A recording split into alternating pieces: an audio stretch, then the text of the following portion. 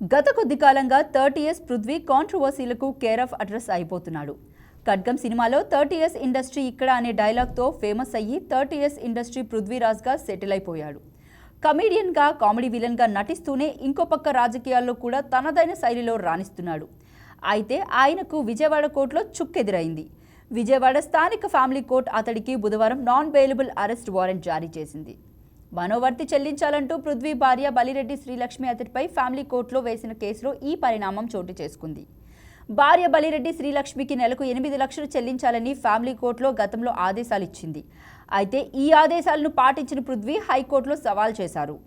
కేసును పరిశీలించిన న్యాయస్థానం తాత్కాలిక ఉపశమనం కల్పిస్తూ భార్యకు నెలకు 22,000 చొప్పున చెల్లించాలని ఆదేశాన్నిచ్చింది.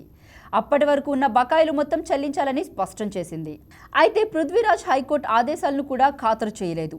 దీంతో భార్య శ్రీలక్ష్మి తన న్యాయవాదులను సుంకర రాజేంద్ర ప్రసాద్, సప్ప రమేష్, సిహెచ్ వడ్డీ కాసులను సంప్రదించి ఫ్యామిలీ కోర్టులో పిటిషన్ వేశారు.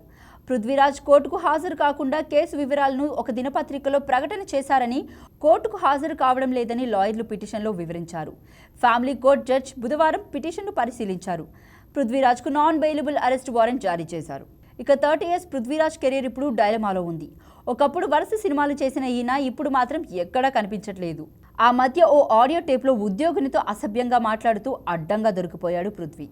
దీంతో ఎస్వీబీసీ చైర్మన్ పదవి కూడా పోయింది. ఈ విషయంపై వైసీపీలో 30 ఇయర్స్ పృథ్వీపై కొందరు సెటైర్లు కూడా వేశారు.